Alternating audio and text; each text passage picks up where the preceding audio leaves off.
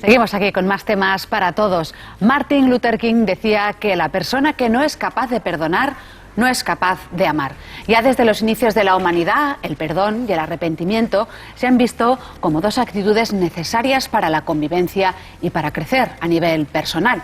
En Para Todos Lados nos hemos propuesto crecer en mente y espíritu gracias a la visita del filósofo y profesor de ética de la Universidad Ramon Llull, Francesc Torralba. ¿Qué tal? Bienvenido, Francesc. ¿Qué tal? ¿Cómo estás?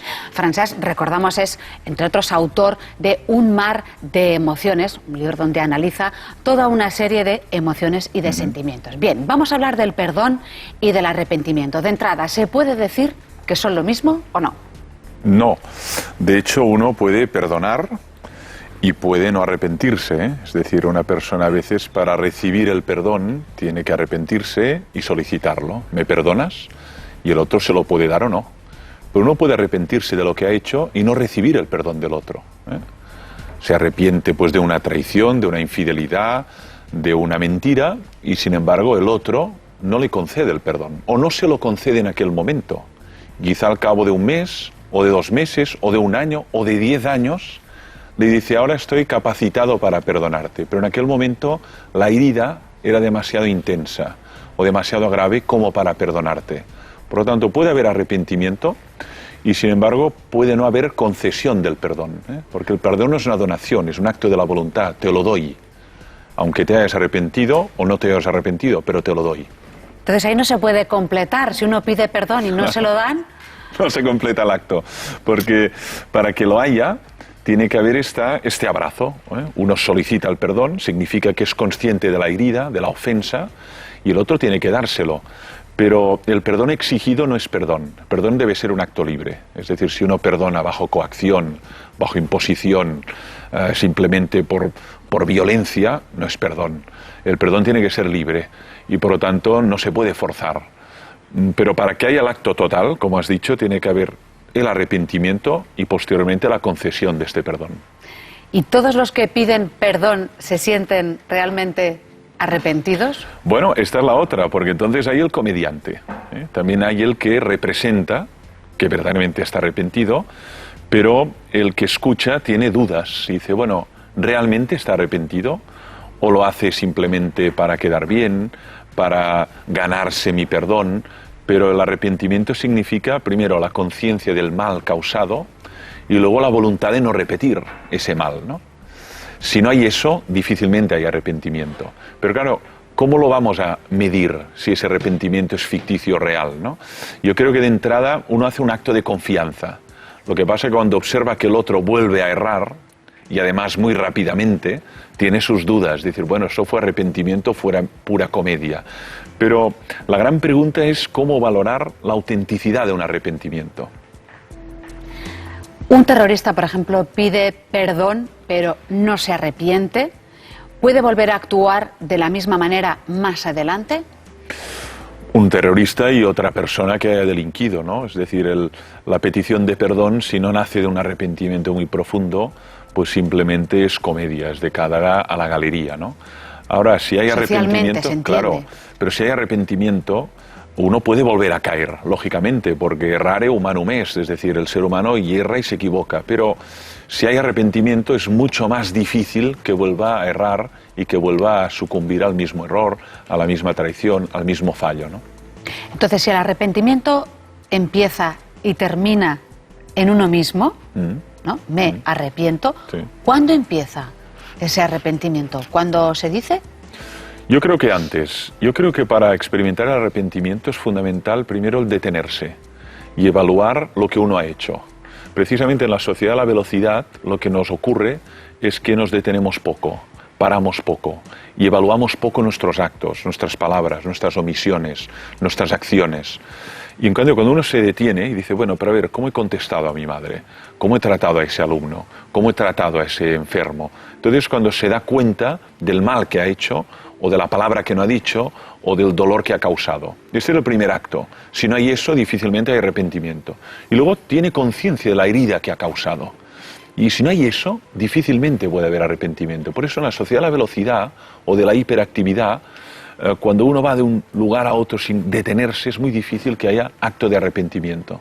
Detenerse para con uno mismo, incluso físicamente, ¿no, Sí, Francesc? sí, por supuesto, claro.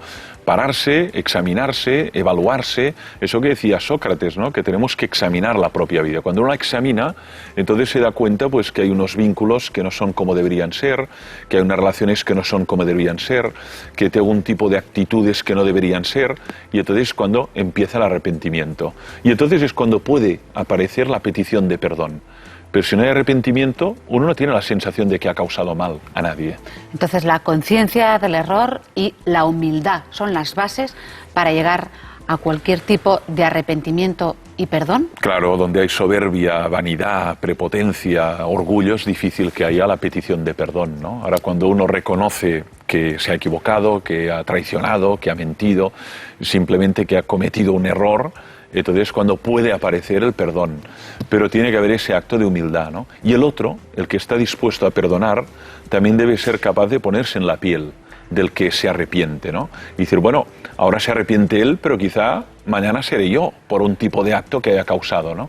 No debemos pensar el perdón como un acto unidimensional. Uno siempre se arrepiente, otro perdona. No, es más bien bidireccional, y eso ocurre en la pareja, ocurre en las relaciones laborales, ocurre en las relaciones sociales. Siempre está uno y después los otros, ¿no? Los demás. Sí, sí. Hablando de reflexiones, ¿cuándo se empieza o cuándo se necesita hacer una reflexión? Porque antes decías que se necesita este diálogo interior, pero inmediatamente después de la acción o inmediatamente después. Debería haber un momento en el día, ¿no? A veces algunos clásicos recomiendan al final, en el atardecer.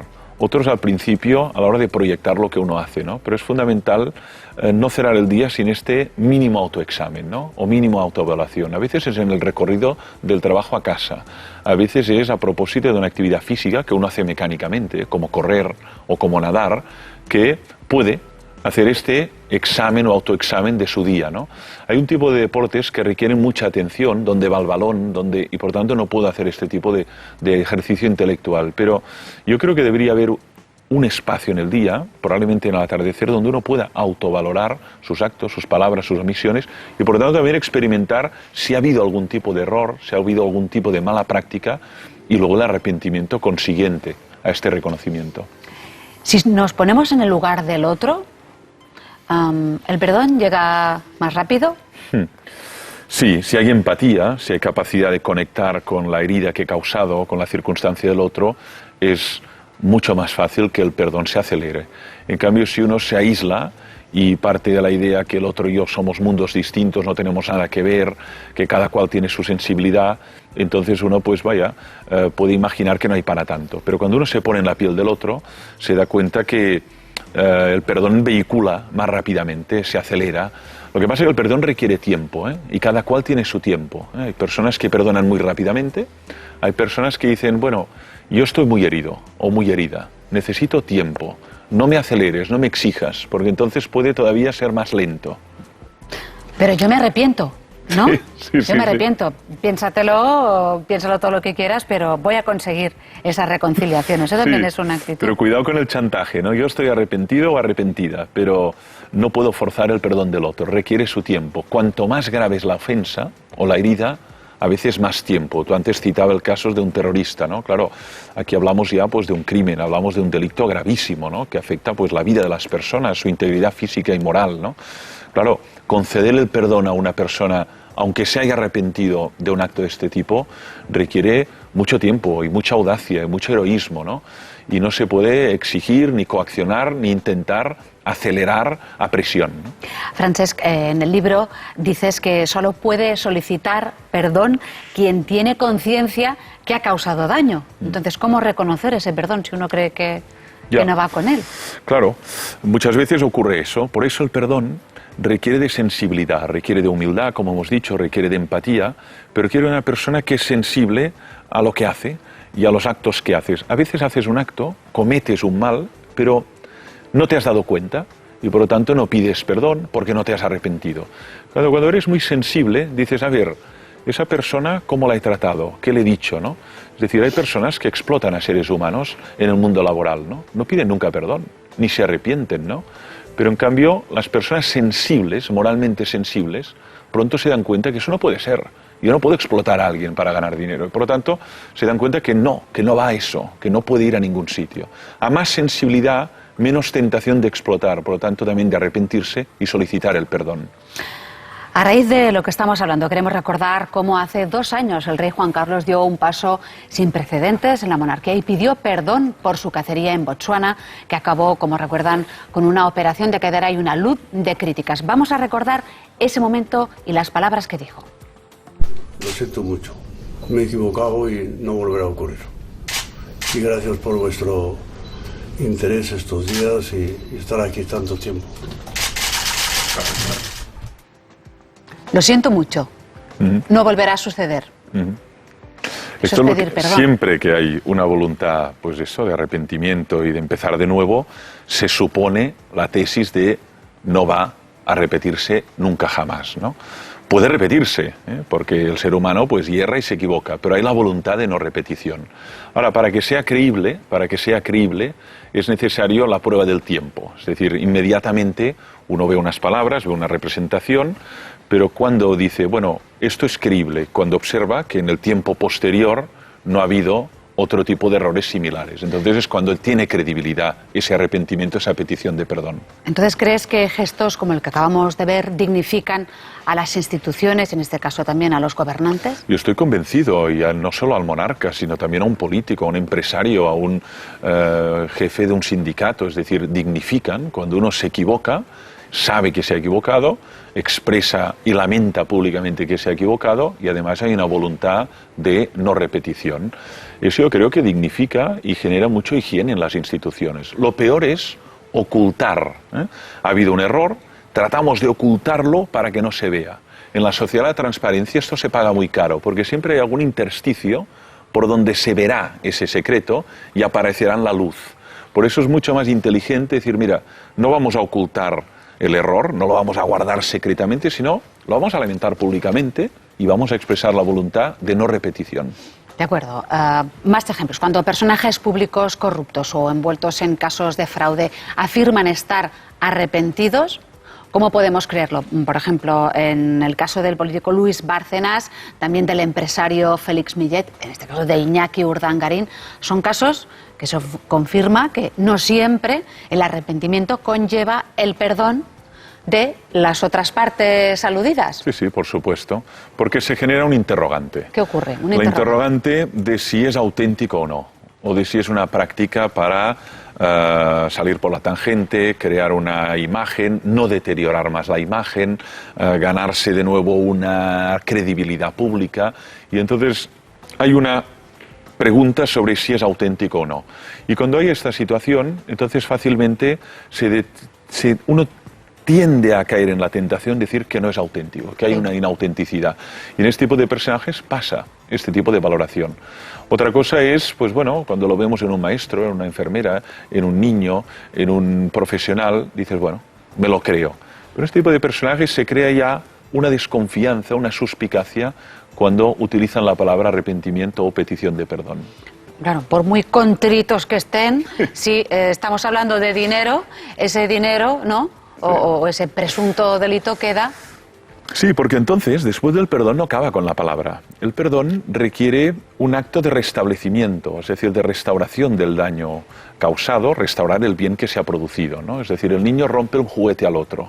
Bueno, pues le pide perdón y hasta no. Dale otro similar al que ha roto. Tiene que haber esa voluntad de reparación. Y si no hay esa voluntad de reparación, entonces decimos que el perdón son divinas palabras y poco más que gesto verbal, ¿no? Pero si hay esa voluntad de reparación, ya exige algo más recibir el perdón del otro. ¿Se puede perdonar todo, Francesc? Esta es la pregunta clave, ¿no? Si el perdón es incondicional, es absoluto. Yo aquí cada vez soy tengo más cautela, ¿no? Yo pensaba que el perdón es una potencia que si uno ama mucho, pues debe perdonarlo todo. Y sin embargo, uno se encuentra en circunstancias en la vida que se encuentra con un límite. Querría perdonar, desearía hacerlo, tiene voluntad de hacerlo, pero no puede. Ni física ni emocionalmente puede. Quizá en aquel momento no, a cabo de 20 años, de 15, de 30, pero yo soy muy prudente respecto a decir si se puede perdonar todo. Probablemente hay actos humanos que son tan graves que la persona que los ha sufrido no se ve capacitada para perdonar, aunque querría. y lo desearía de veras, pero no puede. Entonces, ¿sí o no? Yo creo que no, pero debería ser sí, ¿eh? Lo que pasa es que en muchas circunstancias entiendo que no se pueda perdonar. De acuerdo, pues Francesc, muchísimas gracias por estas reflexiones que nos has traído al Para Todos Lados, como siempre. Gracias a ti, de verdad.